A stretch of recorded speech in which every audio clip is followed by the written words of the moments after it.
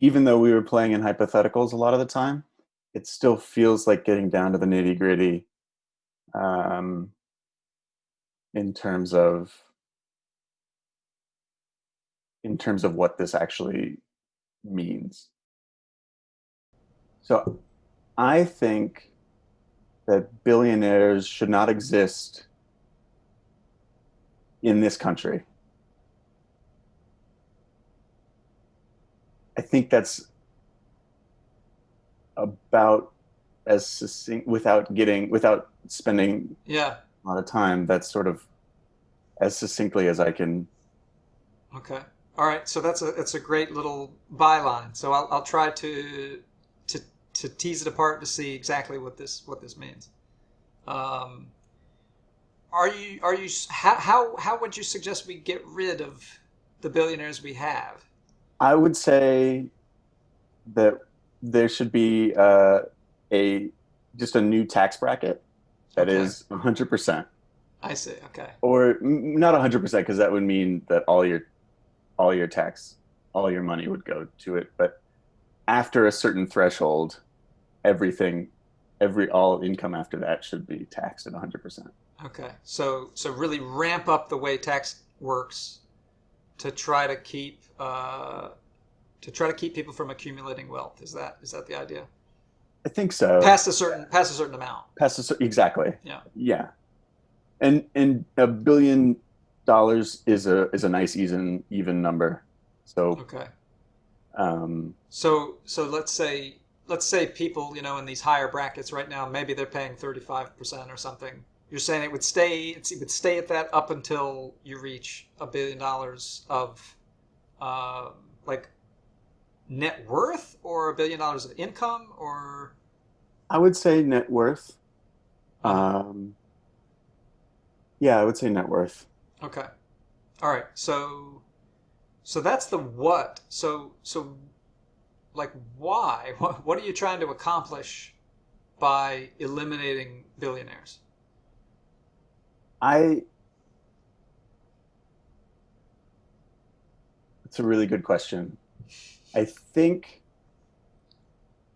there's two answers to that. The Okay. first one is to um sort of uh put people back on the same playing field, everyone in the country, uh, so that there aren't some people making minimum wage and some people making and then continuing to make billions of dollars, Okay. to sort of level that out a little bit.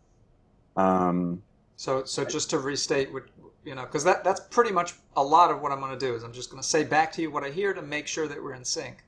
okay. It sounds like you're saying that inequality or inequity is a problem. Yes. Okay. Can we explore that a little bit? Yeah. What is problematic about inequality of net worth? Um,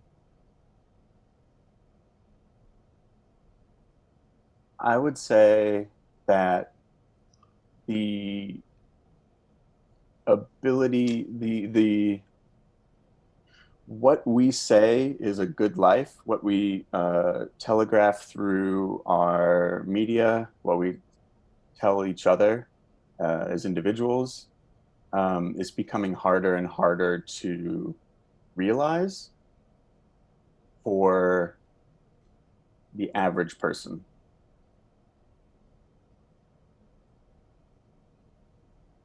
And that's because there are people at the top and there are people working for the people at the top who continue to squeeze the people at the bottom for more marginal gains.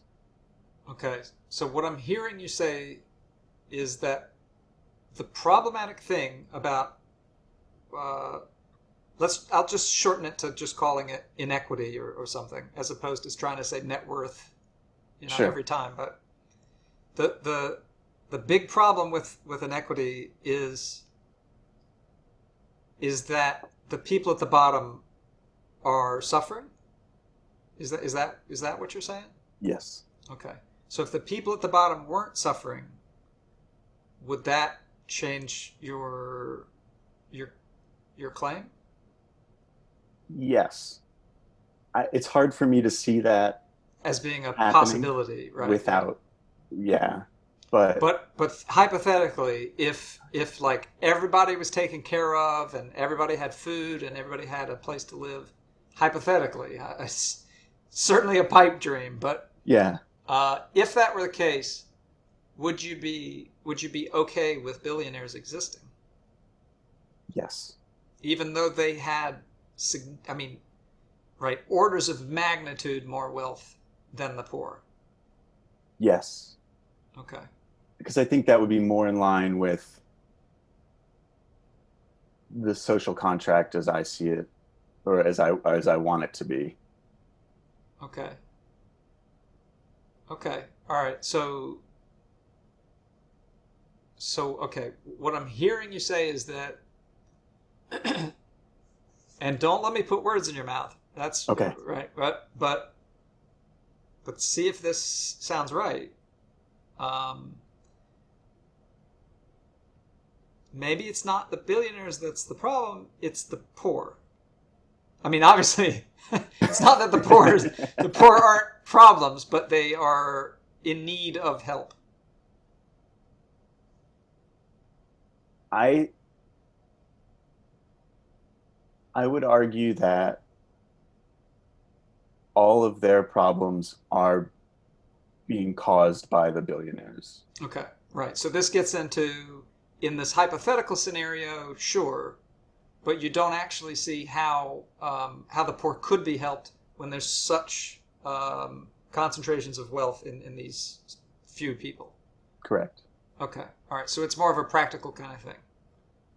Yeah, I think so. Like ultimately, it's about helping the needy, and practically, the solution seems to be to maybe shift the wealth or to something Yeah, like to that. shift, I would say to shift the wealth would shift our or the idea of what it means to be okay, to be good. Um, Say a little bit more about that. I'm not sure if I follow. so so we're okay with billionaires because being wealthy is considered good. I see. Okay. And I think if we shifted it away from if you're wealthy, you're good, but to something that is um, more about the quality of life and not necessarily the quantity of what you have accumulated, then we would be better off. Okay. So maybe I'm not quite sure how this connects, but what I'm hearing you say is um, that there is a moral judgment associated with the rich, and people think of them as being good and whole and competent, and it's a positive thing to be rich. Sure. Yeah. And are you, so help me see how this connects to the other thing. You're saying wouldn't it be nice if the poor were seen as positive, or Not necessarily, no. So what if what if we took we can only create so much stuff, right? We have like as a country, we can only create enough GDP, let's say, uh, for a year in a year. okay, Right now, to amass more of that is considered good hmm. or right. There is a moral It's an judgment there. acceptable goal. Yeah, Yeah. and I think unfortunately that cause has is causing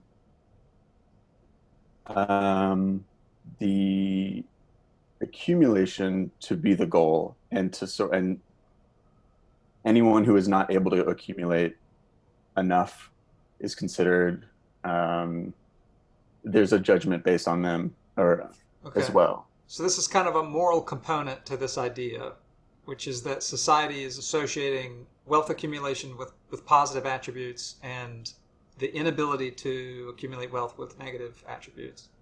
So this is like a component to what's going on to cause this problem. Is that right? Yes. Okay. Yeah, I think so. All right. Um, and and the reason why this is a problem is because um, with the idea that the country can only make so much wealth per year, if people are trying to accumulate that for themselves, they're maybe you would say they're literally taking it away from other people. Like it's either yours or mine, and if I'm trying to make it mine, it's not yours. Is that Yes. right? Yeah. Okay. That we're literally saying the fewer good people we have, like we're literally saying it would be better to have fewer good people. If the moral judgment is to accumulate wealth, then to accumulate that wealth into a few hands would be better than for everyone to be considered good. Okay. I'm gonna write some of these down so that maybe we can come back to these Okay. things. So there's a chat. You might have to open it up. I'm not sure, but so one thing I'm hearing is this idea of society sees this last thing you said. So help me restate it. Society sees having fewer people hold the wealth as a good thing. Is that what you said? I think that's where we're going. Yes. Okay. So society sees fewer people holding wealth as a good thing. So feel free to like if you see it and you don't like how it's, you know, doesn't strike you right, feel free to change what I'm saying. So that's one idea. Another idea is just the moral component. Um, that seeking wealth is a positive thing, but it takes wealth from the people who aren't successful at seeking wealth. Yeah. Okay, seeking wealth um, plus zero sum. You're familiar with that phrase, Yeah. zero sum? Okay. Sure. Um,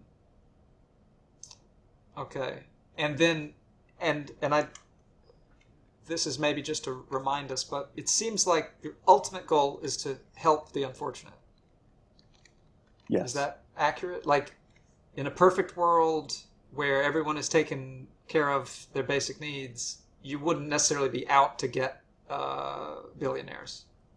Right. Okay, so helping the unfortunate is number one. Okay, so does this sort of capture this constellation of ideas that you have? I think so. Okay. Yeah. Anything you want to add to it? Um,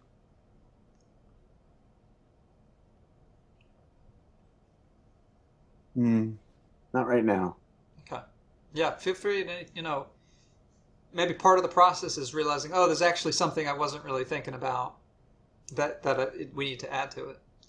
Okay, so that's your belief. Um, so now I'm going to try to push back on it a little bit to try to, see why you think these things, maybe what justifications you have, stuff like that. Sure. So let's just for the moment, let's stick with actually just a small piece of this. So let me ask you if if you came to find out, and I'm not saying that this is true or false, it's just another hypothetical. If you came to find out that wealth wasn't necessarily zero sum, do you think that might affect your belief that billionaires are the problem? I Like hmm, like maybe to flesh out the idea, um, imagine a society where we've enacted your income tax change, right? So after a certain point, it's 99% or 100% of income is taxed, whatever. Maybe it ramps up. The details aren't super important. Sure. So let's say we live in such a society. We've enacted those changes, and um, what if the poor didn't get? Maybe this is a different question, but what if the poor actually didn't get wealthier? It's just all the GDP just went down. Sure. Like, how would that affect the belief? It would. What it sounds like I'm hearing is that everyone got poorer. Maybe not. Maybe Yeah, not. yeah. Um, So this is a super hypothetical. We can yeah.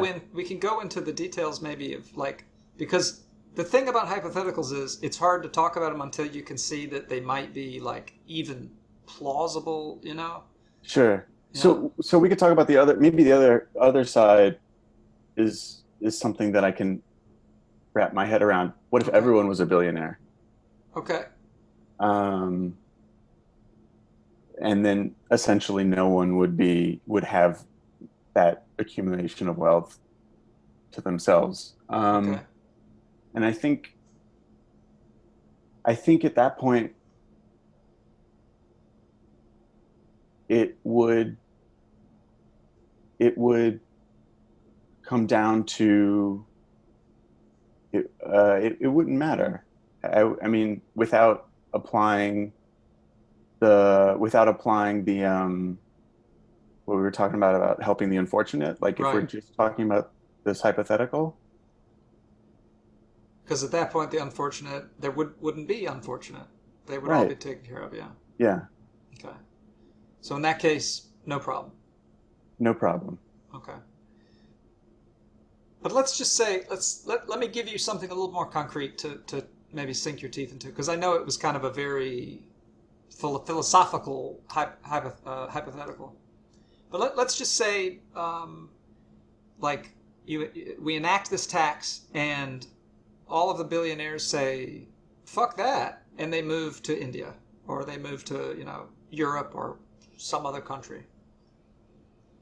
Um, Now, I'm definitely not making the claim that this is what would happen. I'm not making the claim that like, the world I mean, the U.S. would go to crap or whatever. But it's plausible that people might leave, companies might shut down, things like that. Um, if that were to happen, yeah, I mean, maybe the answer is obvious, but if that were to happen, what would you think about this tax program? I would still think that it's worth it. Interesting. Okay. So help me understand that. So I would think that you either that I would say that the US has its own merits to wanting to live here. Okay. Um, and that might be a reason for someone to stay. But I also Okay. think that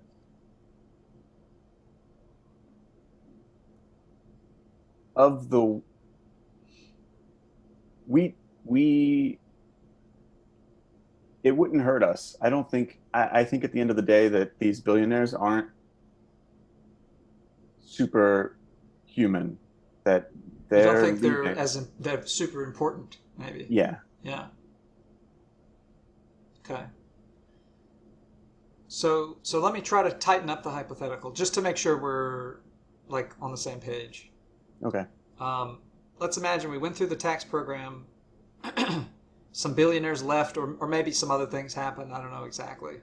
And in the end, the money didn't actually get to the poor. In that case, would you still be in favor of the program?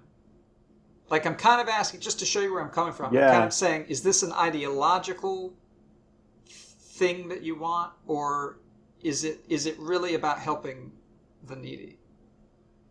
I would have to,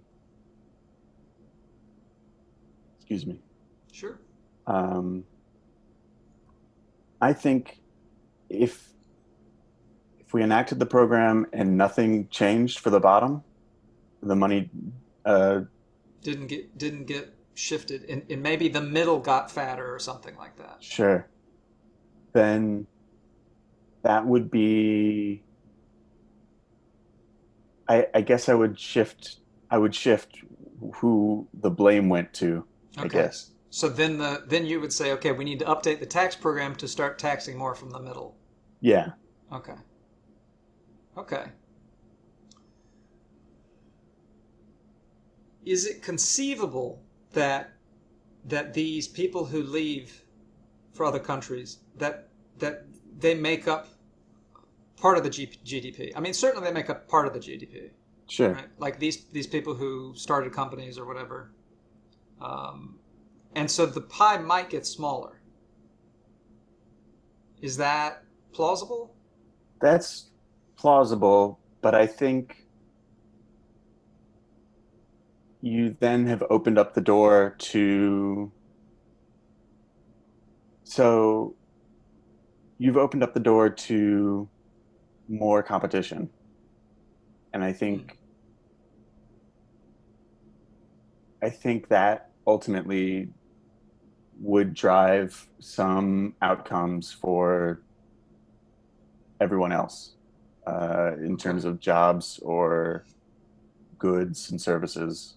Yeah, So what I'm hearing is that by like um, even if these companies, I don't know, Google or Facebook or whatever, these enormous Amazon, even if these enormous companies, if they moved to Europe or whatever, they stopped doing business in the U.S. Because of the tax problems. Um,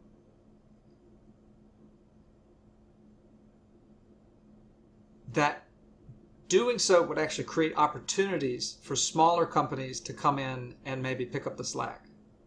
Is that the idea? I think so. Okay. Okay. All right. I should have asked this before, but how how confident are you that your plan is a good idea? Like on a scale of 0 to 100, 100 being all confidence, no doubt, you can't be wrong, and 0 being I don't know, I'm all questions. I I think I'm like 70% confident. Okay. I'm pretty sure that it would be a net positive, even if it was a marginal change, that there would be a net positive. And it it wouldn't, at the end of the day, I also don't think it hurts anyone. I think that having that much wealth already and seeing it drop to $1 billion or 999 million, I think your lifestyle stays the same, that nothing changes for you. Uh-huh. Right, right. So what you're saying is that these people, um, the difference between $900 million and $1,000 million Yeah. is negligible. Yeah. Yeah. Okay. In terms of your lifestyle, in terms of your happiness, in terms of your like those people's lives. Yes. Yeah. Um, okay. Um, all right. So something like 70% confident. Is that what you said? Yeah, I said 70. Okay. Um, what makes you as confident as 70? What brings you up to 70?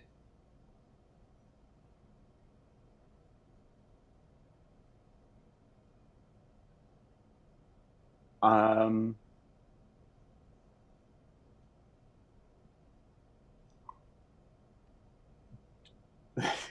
this is gonna just having thought about it so much. Uh, it's not just something that I think on a whim. I've spent Sure. time Yeah. trying to poke holes, I guess, in my own idea, and I feel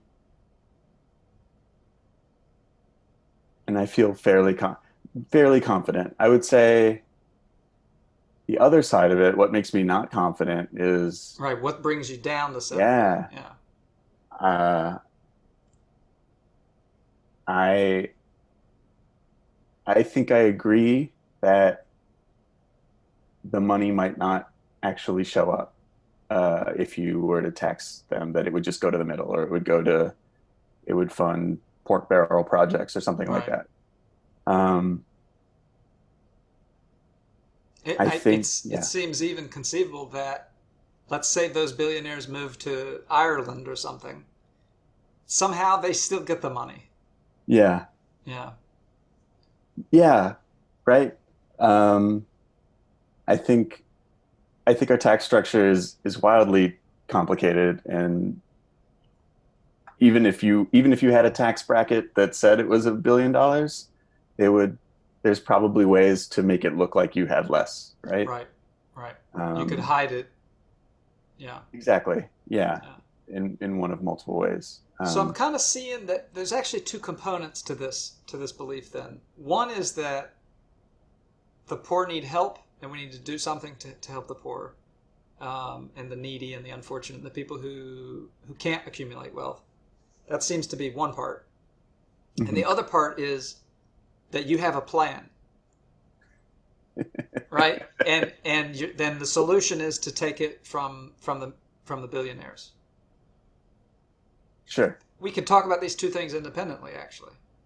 So how confident are you that um, that the poor need help?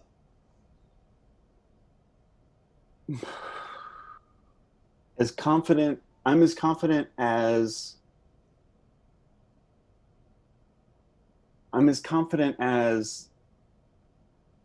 I'm allowed to be, if that makes it doesn't make any sense. Uh, Who's giving you permission? well, it's more like what so I'm on social media. Okay. There are algorithms to show me specific stuff. Now, maybe they have decided that I am predisposed to believing the poor need help, so they show me lots and lots Uh-huh, of stuff. uh-huh, uh-huh. Now, maybe that makes me overly confident because now all I'm seeing is that people need help. Right. Um, It's like the flat earthers on YouTube. They get recommended flat Earth videos. exactly. Yeah. Okay. If so, I'm as confident. I'm fairly confident that I'm not that this is not a conspiracy theory. Okay. All right. Let's tease at it even still just for a minute. Okay. Um, I'm going to ask you to do something. Maybe you're not comfortable doing this. Just let me know. But but can you put a level at this idea that of unacceptable versus acceptable wealth, like a certain below, I don't know how you want to do it, but below a certain amount of money, that level of poverty is unacceptable. Can I do that for the Let me ask it a different way. okay. If everyone had this much wealth, you would be chill. Um,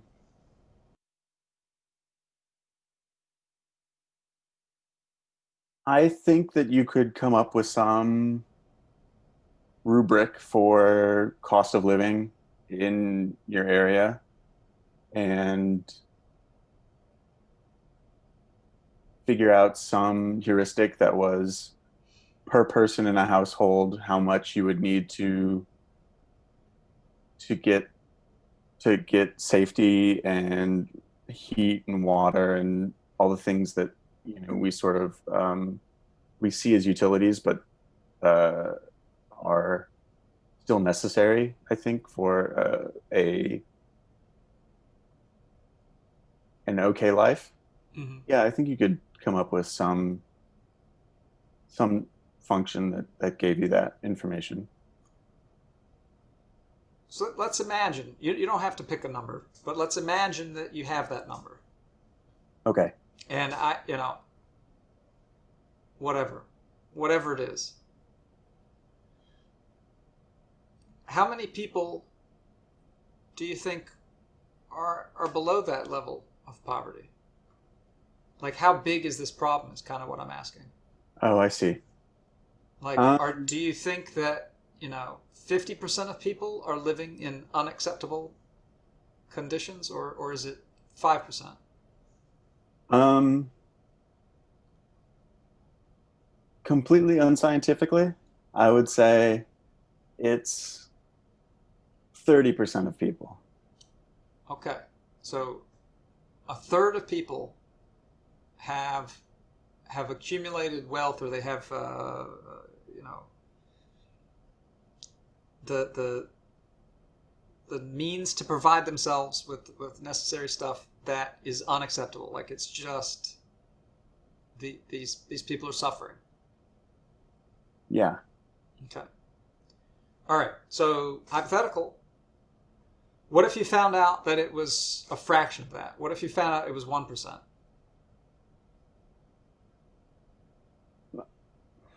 I would be ecstatic. Okay.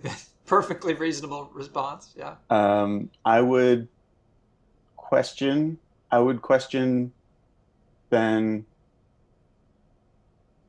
what, still, what was causing those people to be below that level? Right. Would you be as willing to enact sort of strong legislation and take money from the wealthy if the problem were smaller? Or would it not affect your confidence in this other project, this other claim? I think I want to believe that I believe this strong enough to fight for it if there's any number of people below that level. Right. There's like one family in Utah.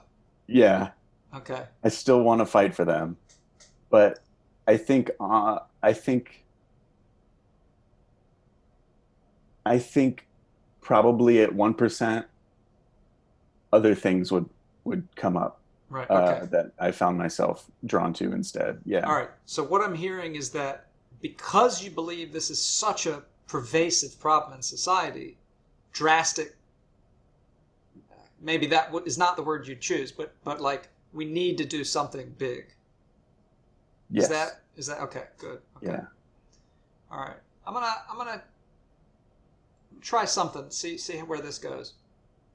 What if it was 30%? Let's stick with your original guess.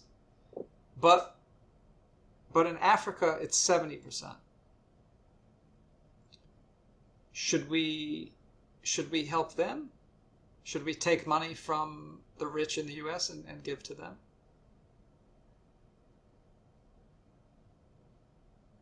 That's a really good question. Um, I at some point uh, at some point I think there would be a point, yeah, there would be a point where it should probably go to people in Africa. Because what matters to you is the suffering of humans, Yeah, not necessarily the suffering of Americans. correct. Okay. Okay. I don't know.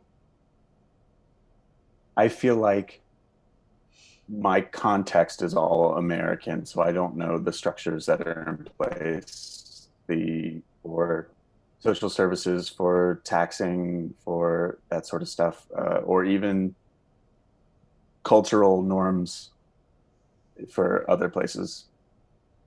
Mm-hmm. Uh, yeah, It's so a, that's yeah, it's certainly, you know, it's easy to ask hypotheticals, but there's a lot of details. Yeah. Yeah. Yeah. Okay. But it's interesting, right? Because it did uncover the idea that it's like you're willing to help other countries. Hmm. Like it's for you, it's about the suffering of people, and I mean that has implications. That has serious implications, right? Because maybe instead of if you were to find out that people in another country were suffering maybe more than people in the U.S., maybe that would lead you to focusing on that problem instead of this problem. Yeah, Perhaps. perhaps. Right. Okay. So that's the first idea. The idea that there is a large group of people who are suffering in the U.S. because they have been unable to accumulate the means to provide for themselves. Okay, so let's go back to the other claim, which is the one we started with, and that's the idea that just to really simplify it, we should take it from the ultra wealthy and give it to the government, and the government will then redistribute it to the poor. Right now, that's the best way. That's the way things are done. Mm-hmm. Uh, um, I Why? don't think I have a better. Yeah. Yeah. So I mean this is such a complicated topic. There's so many different directions we can go, and there's no way we can cover like everything about this idea in one conversation. But I'm just gonna pick some different directions.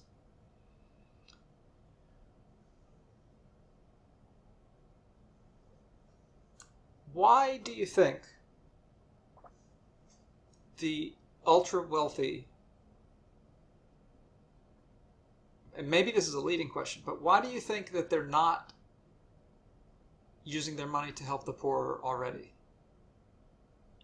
And I guess that leads with, right, do you think they are? I do think that they are. I think that it's not enough. Okay. So why the discrepancy? Why aren't they helping as much as you would like them to? Um, One, I would say uh, intergenerational wealth to be able to provide for their children and families, um, to know that they're set up for, uh, So would be you're one. imagining an ultra wealthy person, and they're worried. They want to provide the best life they can for their children, Hmm. and so they think, you know what? Instead of giving this to inner city school districts in whatever west side of Chicago, uh, I think I have the sides right. Yeah, yeah. The east uh, side is the lake, so you okay, nailed it. all right. Instead of giving this to underprivileged kids, instead of giving this to poor kids, instead of giving this to whatever, I'm going to give it to my kids. How do you feel about that? I feel like I feel like it should not be possible. You should it is sort of exactly like the tax rate plan, that intergenerational wealth should be at some level capped and then taken at 100%. So over X dollars, it goes. That's it. You can only give X dollars to your children. Exactly.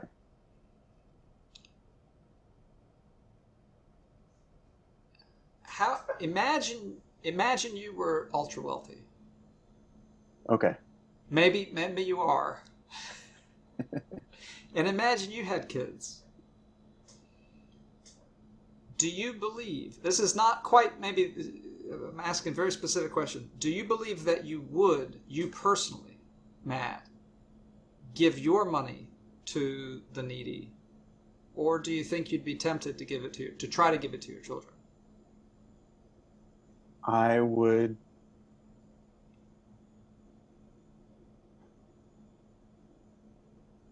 I know that I would want to give it to the needy. I think I would be tempted to give it to my children. How come?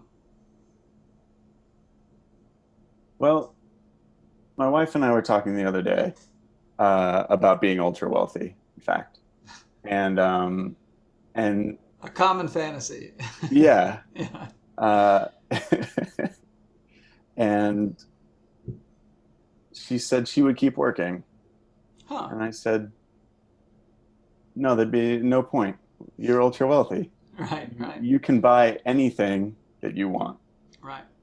Um, but for her, it's just the idea of getting more money. Hmm. And I think I would be tempted by the opinions of my family to keep it within my family. Hmm.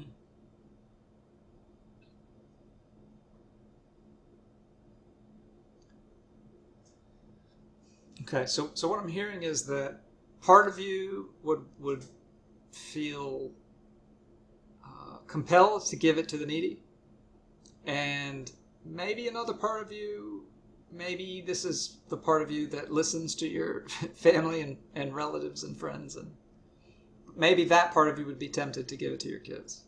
Yeah.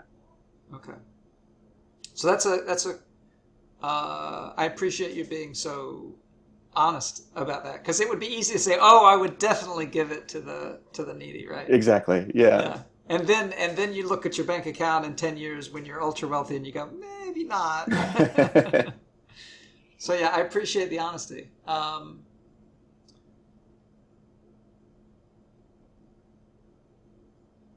It's such a complicated topic. I'm trying to figure out like what to touch on in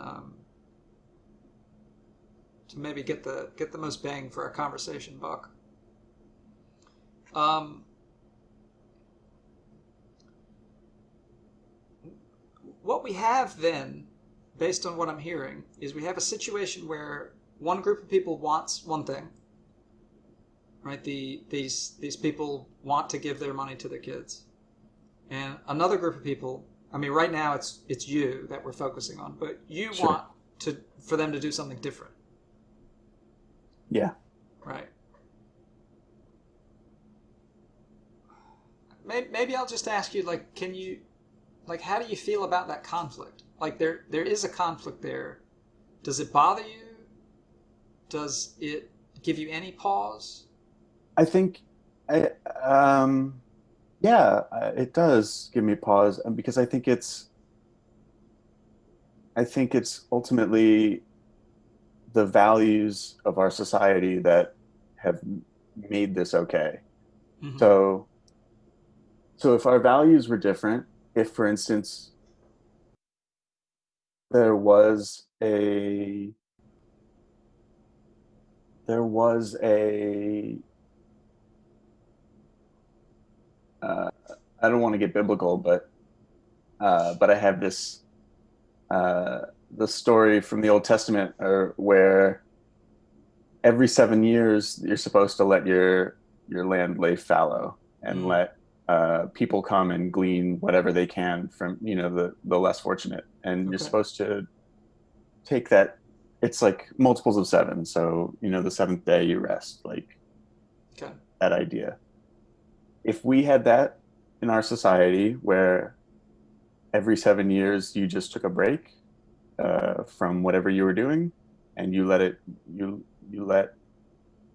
or you gave that money to charity, even if you decided to continue to work, then maybe I would feel differently about giving to my kids. I would Okay. feel I really like the point that you're making. So you see that there's a conflict. Different people want different things, and you're saying, you know, if if only we could if only we could have a conversation, maybe. If only we could change people's minds about what is valuable, then maybe this conflict would lessen. Yeah.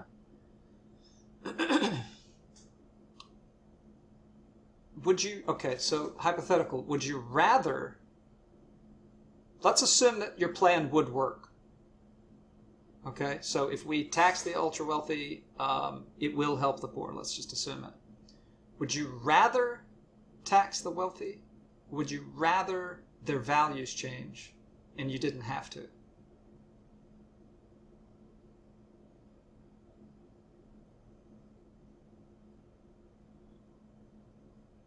I would rather tax the wealthy. Okay, help me here. I And did not I expect that answer. and I and the reason is because I think values change generationally. Just because you have convinced all these wealthy people Mm, that their values are should be changed and to give away X% of their wealth doesn't mean that the next generation that comes up behind them won't find okay, themselves in the and same then you'd have position. the same problem again. Exactly. Okay, huh?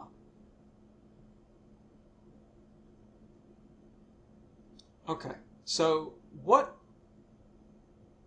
Maybe a leading question, but what downsides are there that can you think of?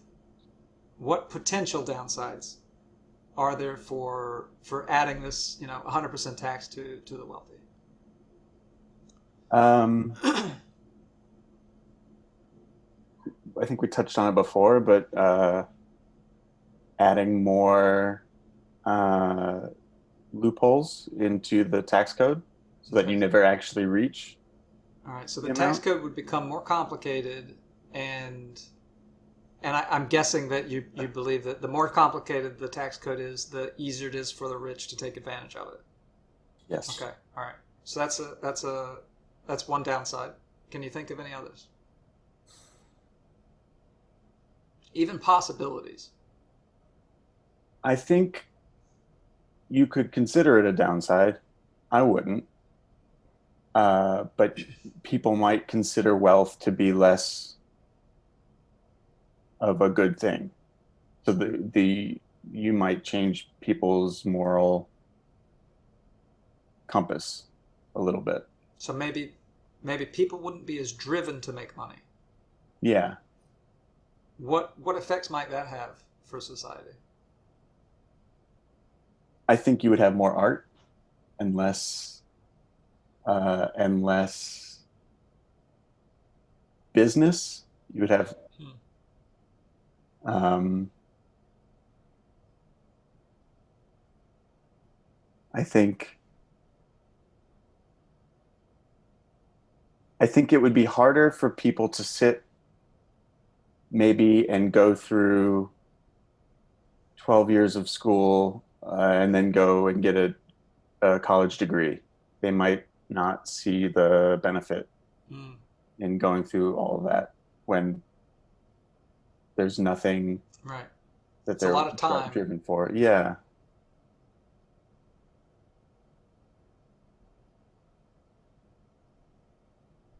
Okay, so it could lead to more art, um, and less business, and it might lead people away from school.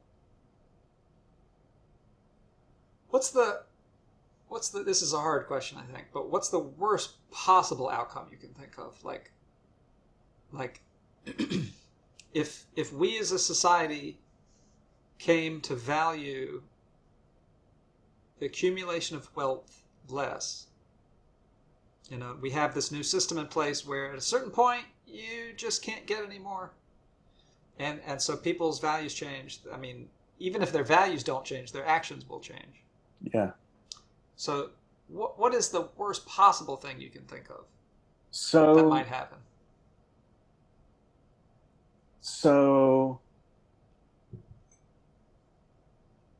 I would say if we lowered the bar so low that people so we said, the max amount you could make before you were taxed at 100% was like $10.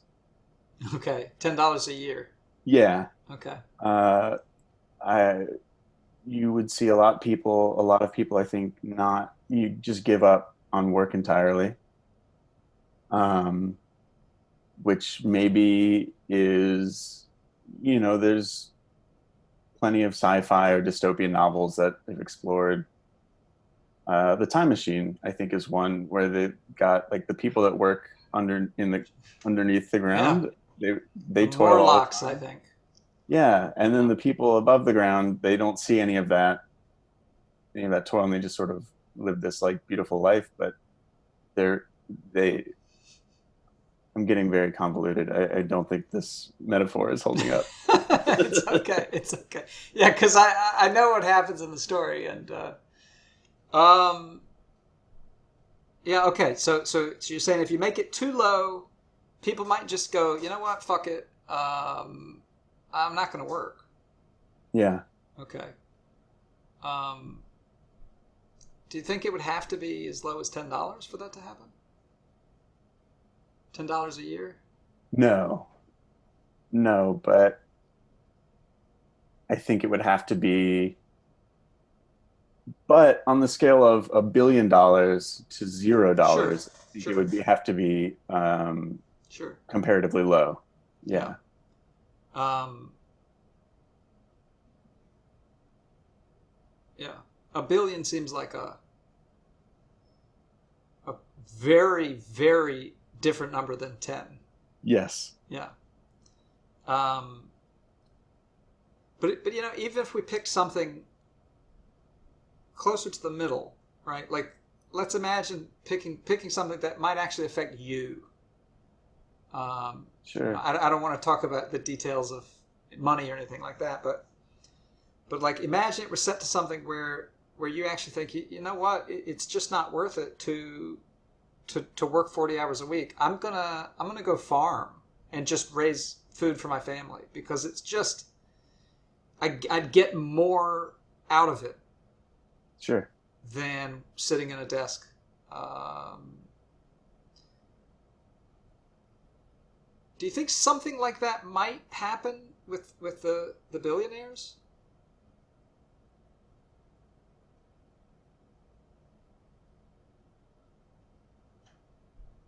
I I think then we end up in the same place as if they had moved away Okay, to a different country. all right, all right. Let's focus on this and kind of tease it out. So, how how I heard you say earlier that you don't think billionaires are superhumans. They're not super important, maybe, to society. Hmm.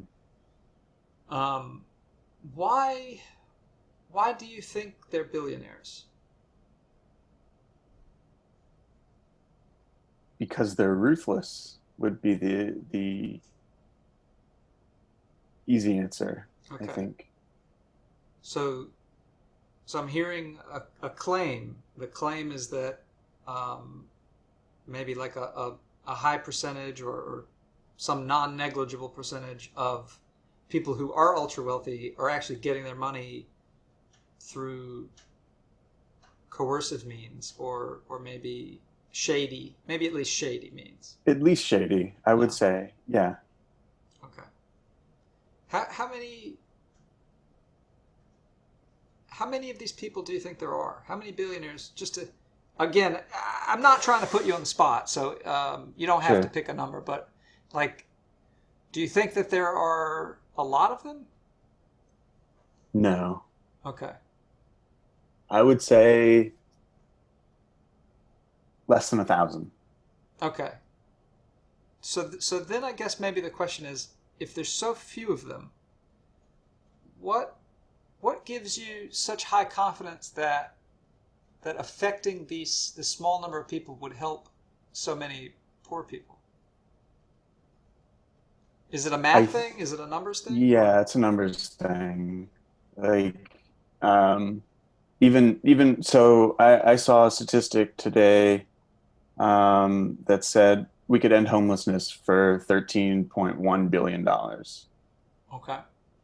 And um, Jeff Bezos is worth $200 billion. So the the math there is he's an order of magnitude more wealthy than ending homelessness, if that number is correct, which Okay. I have no way So of verifying. so Jeff Bezos by himself could end homelessness. Yeah.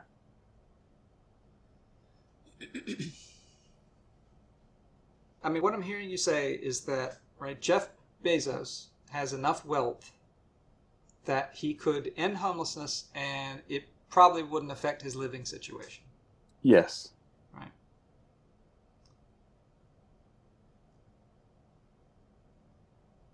What what would happen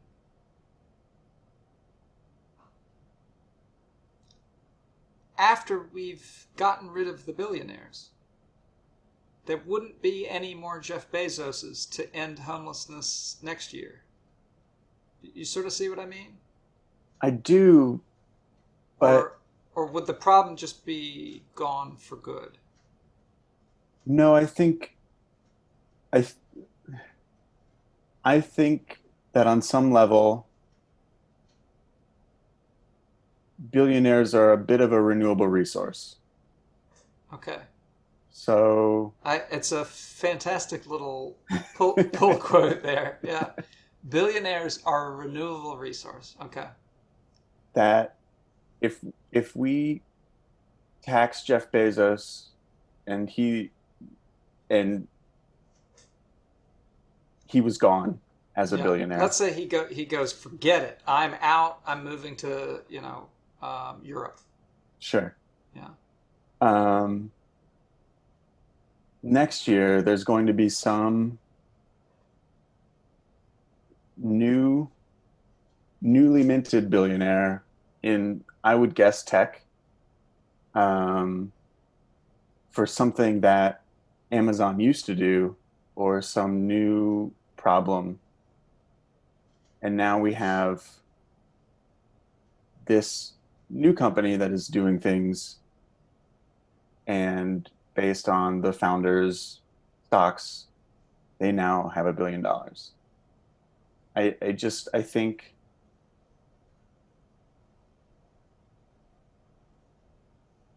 I think the way I think we have made it very easy for some people to accumulate large amounts of wealth. Okay. So it's kind of like you're saying you're relying on the greed of people. That what, I'm not trying to make this a negative thing, but you're saying, look, people are going to pursue wealth, and because we can rely on that, there's going to be more. There's going to be more wealthy next year. Yeah.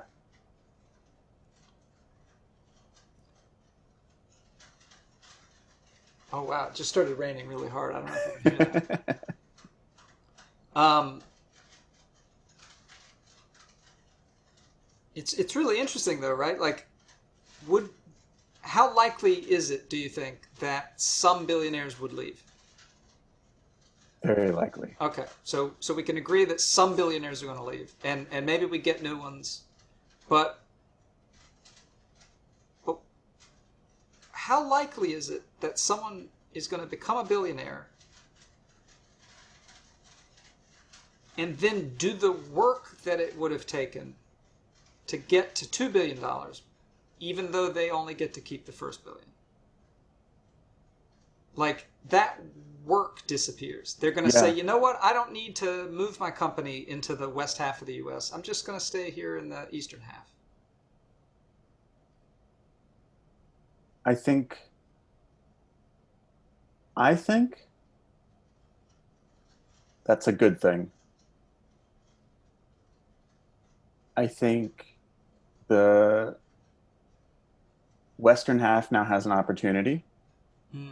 for some, like, I don't think before when I said that I did not think billionaires were superhuman, I don't think that a lot of the ideas are new. That being a shipping company isn't new, Yeah. but that seems to be what Amazon is doing these days. Um, Selling things online isn't new.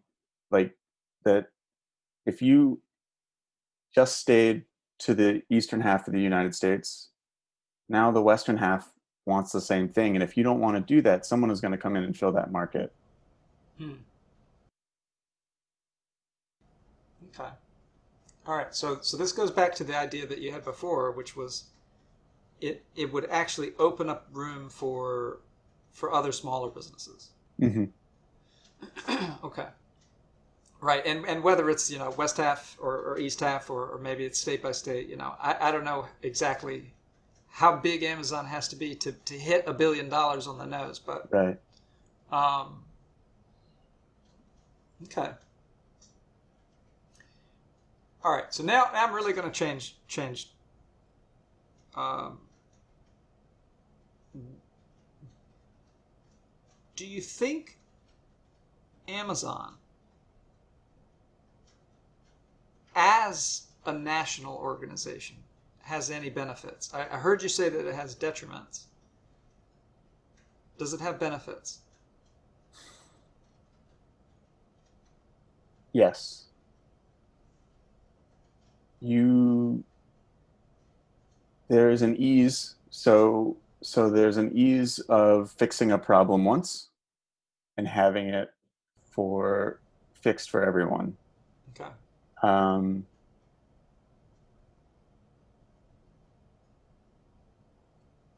How does that affect people, right? Because ultimately that's the goal.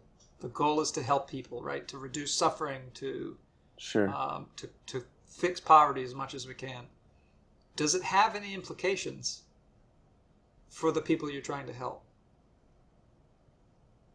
Sure. Um,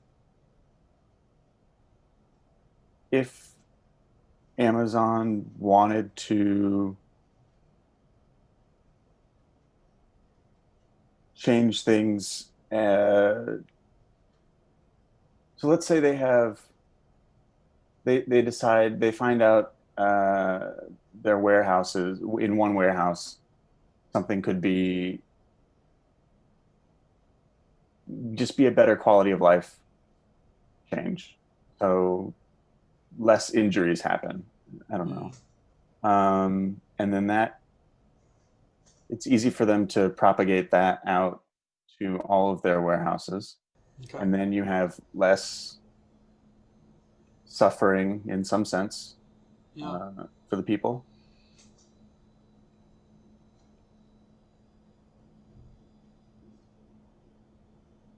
I hesitate to feel like Amazon is going to do anything that doesn't affect their bottom line first. Let's actually then, because I see where you're coming from. Let's focus on the things that do affect the bottom line. Do you think any of those things have positives for the poor?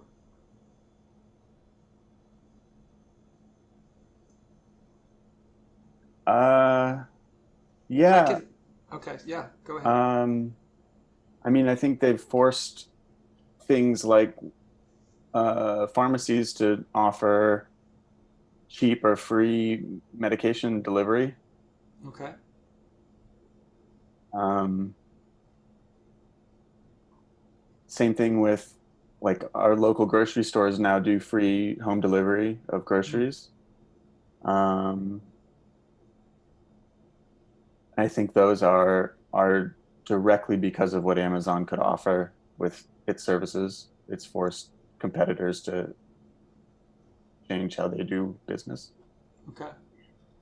And that really comes out of them being aggressive, Yeah, in a sense, yeah. So that's interesting.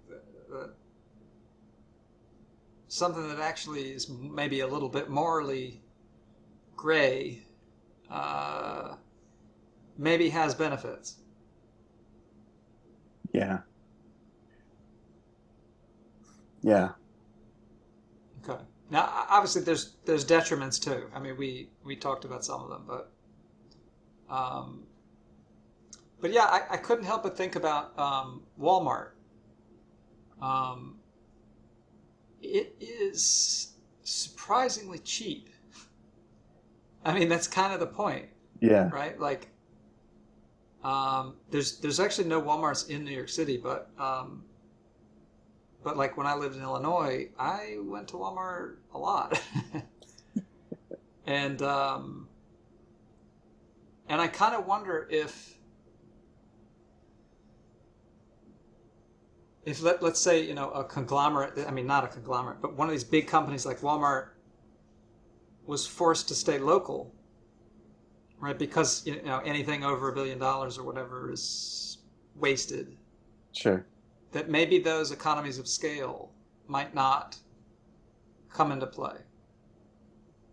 Um, I don't know. Do you have any thoughts about that, or Yeah, because that's kind of what you're talking about with the Amazon.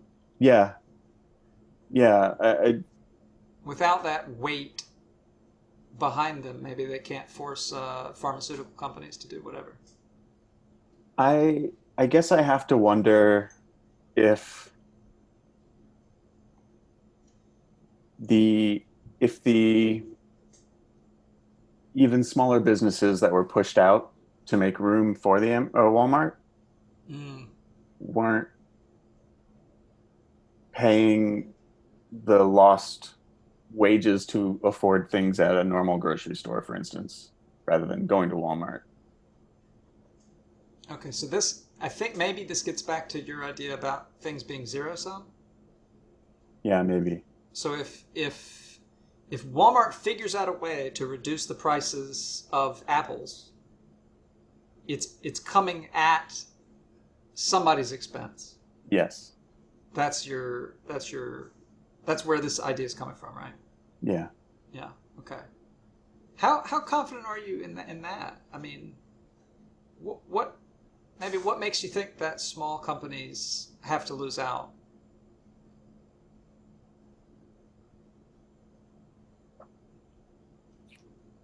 I have very little experience with that directly. Um,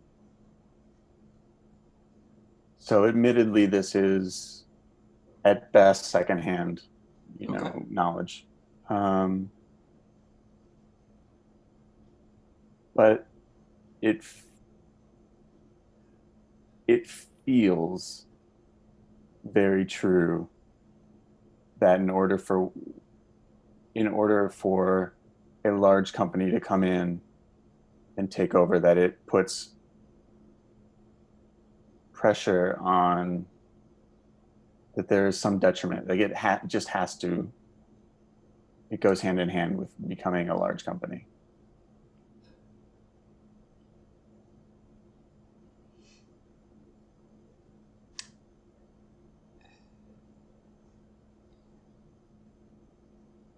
So maybe I'm hearing that you're hesitating a little bit, right? You said you feel like it's true.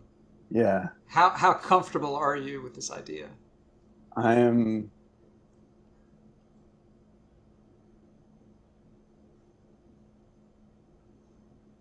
I want to say 60%, but then that makes my 70% earlier seem really low. Okay. Okay, it's okay. There's not going to be a test at the end, so All right. it's just a way to get you to gauge because it's almost like staking a claim, putting a flag down or something. Yeah. Um,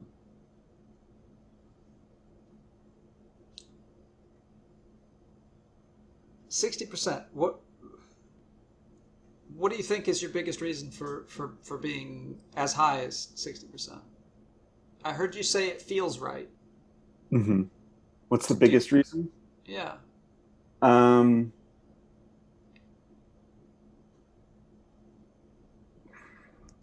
You can't imagine otherwise. I don't want to put words in your mouth, but no. Well, no, maybe I that's mean, sort of I've what I. certainly read articles. Uh, so I would say the reporting of others is what makes me feel confident. Um, Can you It's more flesh than that? just a feeling. Yeah.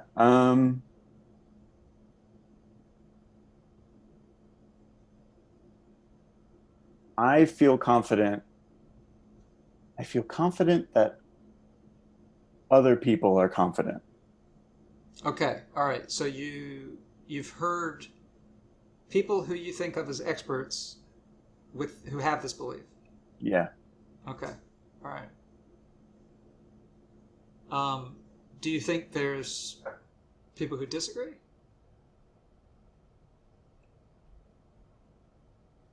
or are you is your perspective that actually the majority is in agreement? Is there a debate? Um, yes, I'm sure there's a debate. There's always a debate.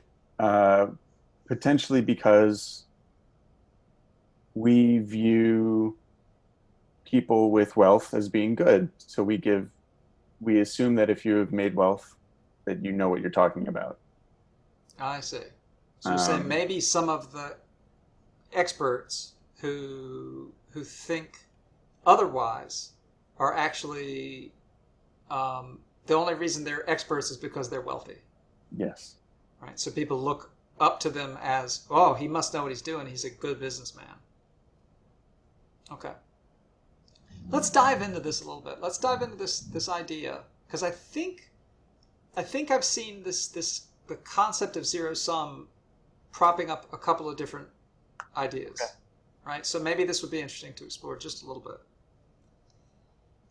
Why do you think GDP changes every year? Like, why do you think it's different now than it was in 1900? Um, so I think one thing that we do is, or one thing that the GDP does, any statistic maybe that the government does, is hides it hides the actual messiness Mm, of the individual. So GDP, for instance, um, has no say in how the weather was that year, how good it okay. was for crops. And if the weather was terrible, right? Crops wouldn't grow. Maybe there was a drought. Um, people didn't grow enough grain. People got sick. All sorts of stuff. All sorts of stuff. Uh-huh. Um, so I think there are nuances and in that then when you lump it all together and you say this is the GDP, get lost. Okay. Um, So so then that might that I hear you saying that might affect year to year, which is the first thing I asked. What do you think about the difference between the GDP of 1900 and the GDP of 2020 or 2019? are we? Like, are we making? I mean, I would assume that you, and maybe this is a unfair assumption, but I would assume you think that the GDP would be higher Sure. in 2019. Yeah. What do you think that's due to? Um, in some part, probably uh, efficiencies that have been gained over time. Okay, So computers, technology. exactly. Yeah. Okay. Um, I I I think that there is part of it that probably is things like large corporations coming in and making those inefficiencies now more efficient because Okay. they are over large like swaths of So yeah. Sorry. Go ahead. um, and I think what yeah, but I think what happens then is you now have a new opportunities that technology or whatever has granted you, and so now there are new companies to come in and take advantage of whatever those new opportunities are. Okay. Can you say that last part again? I'm not sure I caught it all. I think that there are that when you have technology or when you have new technology come through, you now have a new playing field that people haven't created. Um, you have new markets that people can now enter and look for even more efficiencies or new ways of doing things that weren't possible before. Okay. So like maybe in 1900 it took, 100 workers working a field to make whatever. I don't even how do you measure grain in bushels?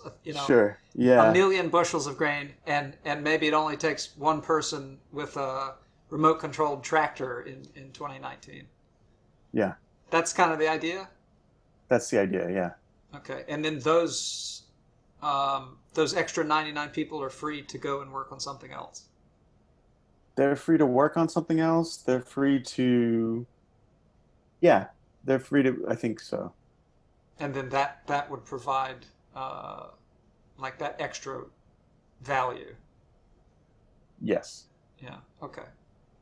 But yeah, I couldn't help but think. I mean, I know we're both computer people, so I was thinking, uh, like 1950s, 60s, 70s, IBM comes up and they're like, look, we're gonna give all these companies computers. Everybody got into computers and things started getting automated and stuff. Like that had to have done something. Definitely. Yeah. Yeah. So okay, so we have this idea that technology, maybe mostly technology, but efficiencies of some kind, um, are making like less work do the same amount of outcome, or however you want to look at it. If that's the case, is it possible that some of these companies are providing these features? When you were talking earlier um, about the companies, they go, look, we've made $1 billion, we're not going to expand anymore. Um, I was thinking about like trucking companies and stuff like that. Mm, Like kind of like computers, right? Trucking companies, they affect so many different industries. sure. And so if you could make I'm completely ignorant about all this stuff, but like I don't know how they sell it, but if I want to move goods from California to New York, um, if it costs $100 per square foot or cubic foot, I don't, I'm making all this up, but let's say it costs $100 per cubic foot to go across the country, and um, maybe a more efficient company or a company with computers and all this stuff, maybe they can do it for $50 per cubic foot of stuff. That's going to change the efficiency of any company that buys shipping. Sure. Um, so I guess I would be a little bit worried that maybe by making things less efficient, you actually might be hurting not just the big companies, but the little companies too. Right. Right.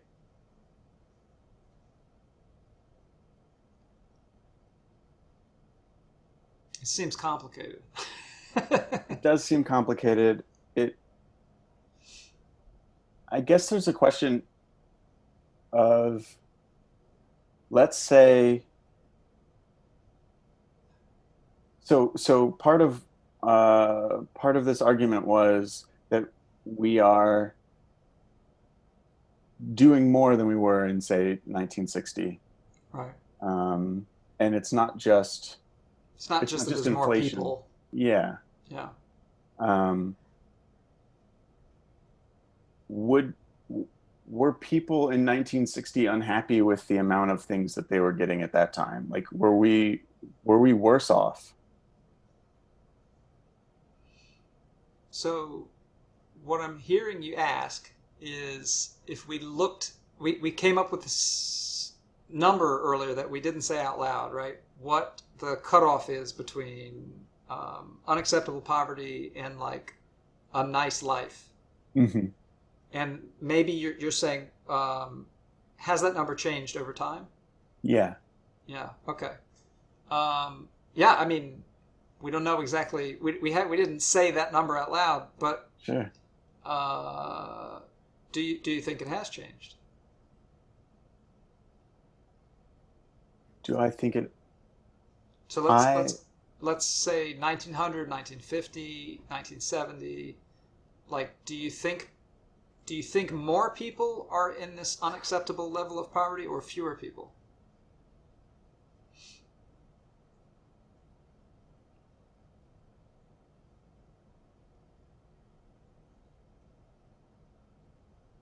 I honestly have no idea.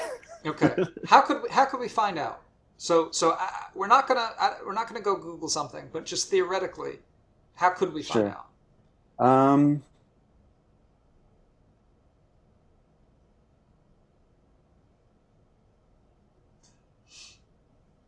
we have we have this level uh, of unacceptable poverty, right? And presumably that's broken up. That can be broken up into um, smaller bits, like Maslow's hierarchy of needs. Mm, So your food and your shelter and your clothing, like having those things in order to reach a level of where your discomfort is based not on your immediate needs, but on right. These emotions and thoughts secondary and things, yeah, yeah, exactly. relationships, and yeah, and Yeah. and and just to make sure, what I heard you say is that what you're interested in correcting are these lower rung things, like that's what the government is about, right? It's not about helping people find fulfilling relationships or something. Exactly. Yeah. Okay. All right. Yeah. Um, I think we could say we're more do I think that a higher percentage of the population had a home today versus in 1960. And I think that's an easier ask for me Uh, than than is has poverty changed? what what is it about the question that makes it easier for you? Um, Where are you coming from on that? it's I guess I can imagine that we've built a lot more houses. I can like there are physical I see. Okay.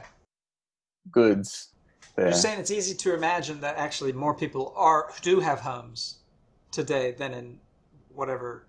I think I am. Yeah. Yeah. Um, it seems. I mean, maybe this is like beside the point, but it seems like it gets really tricky really fast if you actually try to enumerate the things people need. Mm, Like to say that someone needs a home, does that include renting? right. Um, right? Should should everyone own their home?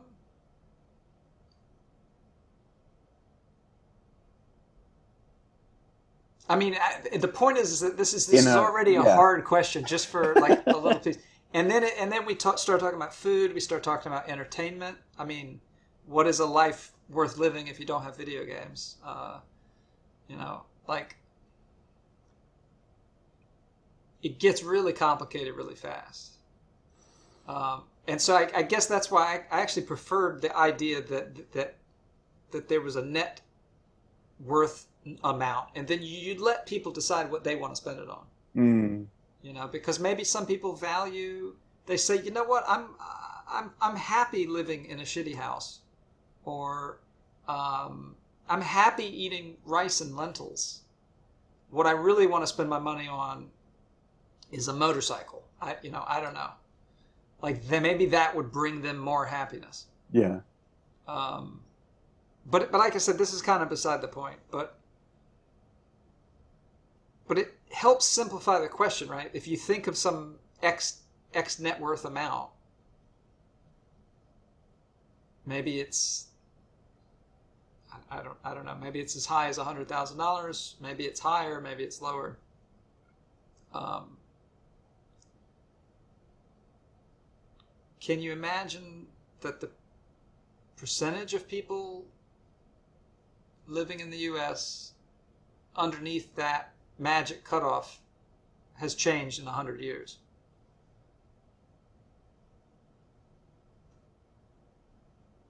I would hope that it has gone up. I can imagine it. Right. That it's Yeah. gotten better. Yeah. Yeah. Um, okay. So how could we find out? It's not a trick question. I mean, we could Yeah. look up a study or something, maybe something like that. Sure. Okay.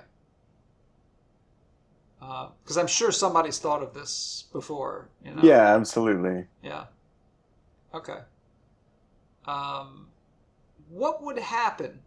How would you feel if you found out that actually the number of people living beneath this, uncomfortable poverty line has gone down? How would I feel? I would feel I would feel good. Okay. I would I would question whether it was caused by large companies or Sure. yeah. Sure.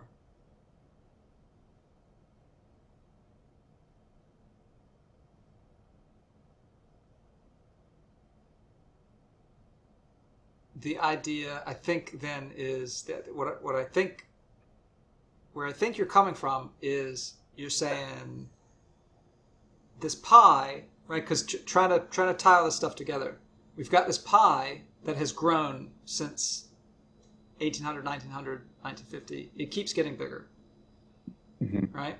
And some of that is just due to the fact that there's more people, so there's more work being done. But some of it is also due to efficiency, Yeah. technological improvement, maybe even just ideological improvement. Like, Sure. More people are in the workforce now, right? okay, right, Um, maybe more, certainly more women are working than they were 100 years ago, yeah. right? So that would be maybe an example of an ideological change that improved this amount of wealth, this pie. And what I'm hearing you say is that you think that the pie would have changed maybe similarly if the size of businesses were capped. So that's kind of the result of some of this, right? That is the result. Yeah, I could see that. Can you imagine that not being the case? Is it conceivable that actually by capping the size of businesses, you lose out on efficiencies? Yes, Okay, it's plausible, it's conceivable. absolutely. Okay. How could we figure out how how this growth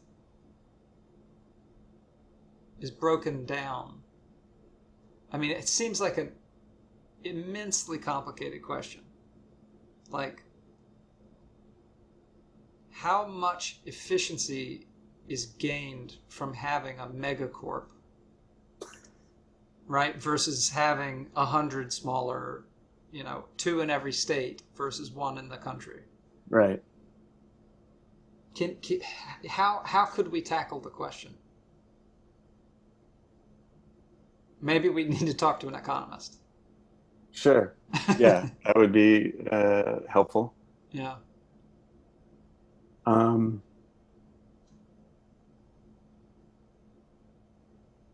well, certainly there are probably examples of this that we could look at.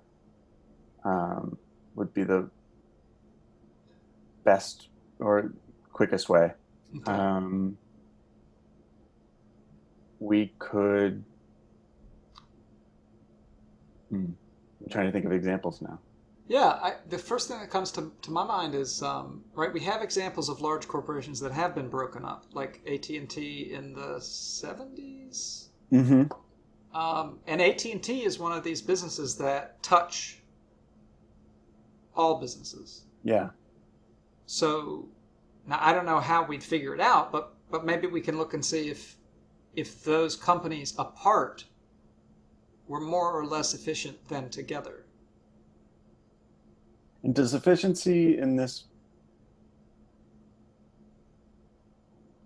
are we still talking about things in terms of how much money they produce?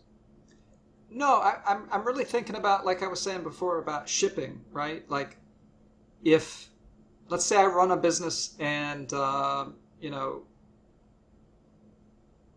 I have to run phone cable for DSL or ISDN or nowadays cable modems and stuff like that, right? Like Sure.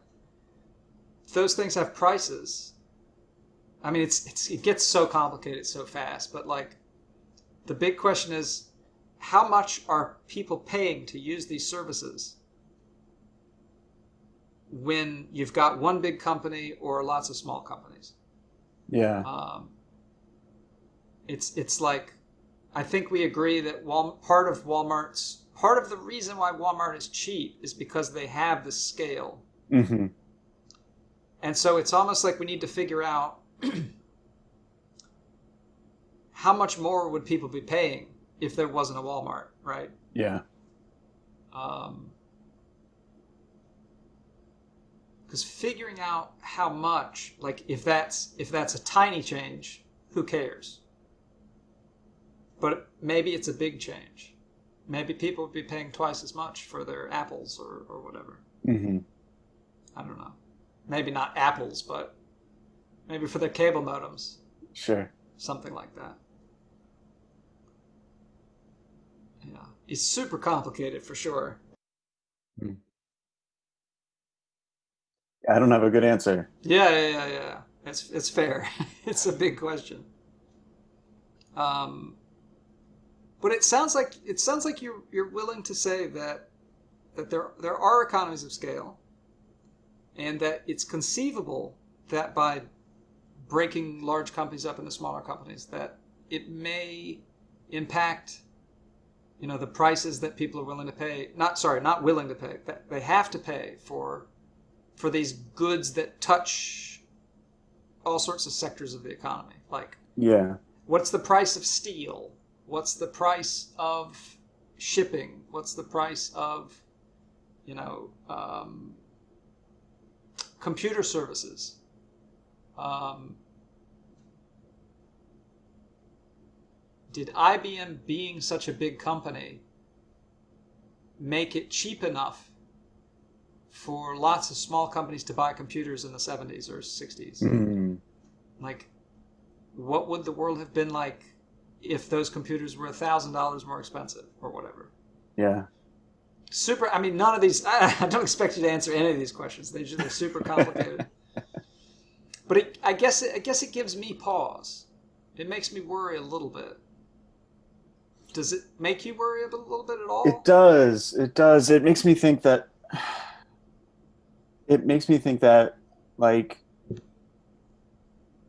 we could be getting economies of scale. There are things like the World Health Organization when beyond just a country.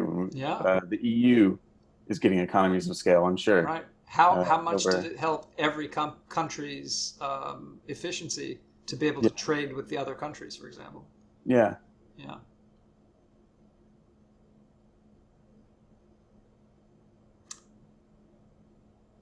Are those policy changes though, or are those the companies themselves making those efficiencies? So, are you are you saying um, are you saying that maybe you could achieve the same efficiency improvements with regulation. Is that what you're saying? I guess so. Uh, Yeah. Um, so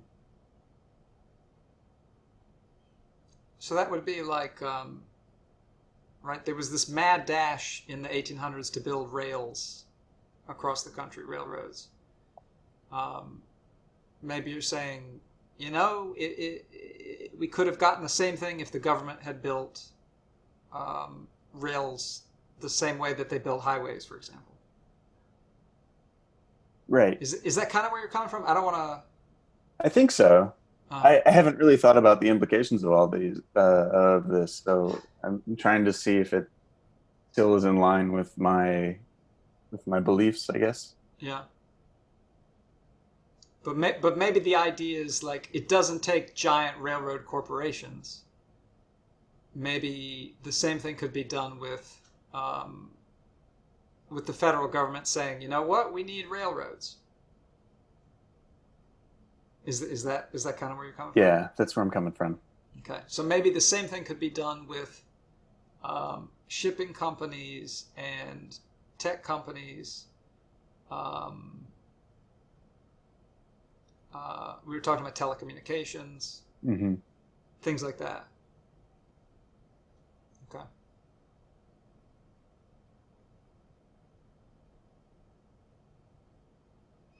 Okay, um, so you have this idea to essentially, I mean, I think we've worked it into seeing this as being equivalent. Like if you tax above a certain percentage, it's gonna probably limit the size of companies. Yeah. So maybe we can shorthand it and say like, instead of getting rid of billionaires, we get rid of megacorps. Mm. Something like that. Because it's gonna. Yeah, sorry. I don't mean to like Well, change your idea. yeah. Yeah. I mean, I think that is true. Like, I think that they sort of go hand in hand. Right. Like doing the first will lead to the second. Hmm. But If I if don't doing know the second would help the poor. exactly. Yeah. Okay. Sure. Okay. Um, but because the first leads to the second, like I think you're in agreement. It would Hmm. probably lead to smaller companies. Yeah. Okay. Because the first leads to the second, there's maybe some concern about efficiencies of scale that if in the end it made Walmart prices go up 20%, that actually might hurt the poor. Yeah. Um, that's a concern. I'm definitely not saying that that would necessarily happen. I'm just saying it's plausible. Right. Yeah. Yeah. Um, does I that th do anything to? Sorry, go ahead. No, I was just going to say that I think you do in that scenario, you're still thinking about Walmart as being a mega corporation and its price is Sure. going up 20%. Like, So maybe what I really should have said is there is no Walmart, and they have to buy from local food company. And when mhm, they go to local food company and buy their apples, it's 20% more expensive. right. Um, I'm hearing you say it's possible that it becomes more expensive. You also said earlier it's possible it becomes cheaper. Yeah. So, right. So now we're local. Shipping expenses have gone down. Presumably, we don't have to ship as far. Mm, Um, there's now local food Corp A and local food Corp B, and they're competing either for the same market or in in like utility companies like in adjacent markets where but they're now competing against each other for right. goods and services. Yeah. And I think that would drive prices down a little bit. Okay. So it's possible prices might go up. It's possible prices might go down. Now, you know, probably you think one of them is more or less likely than the other, but you're willing to admit who knows? Maybe they go either way. Yeah. Okay. Does that uncertainty do anything to your confidence level? Of 70%.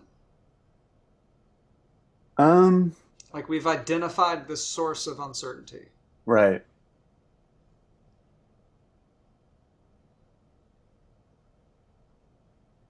I, I, I still feel about 70% confident. Okay. Yeah. Okay. Okay.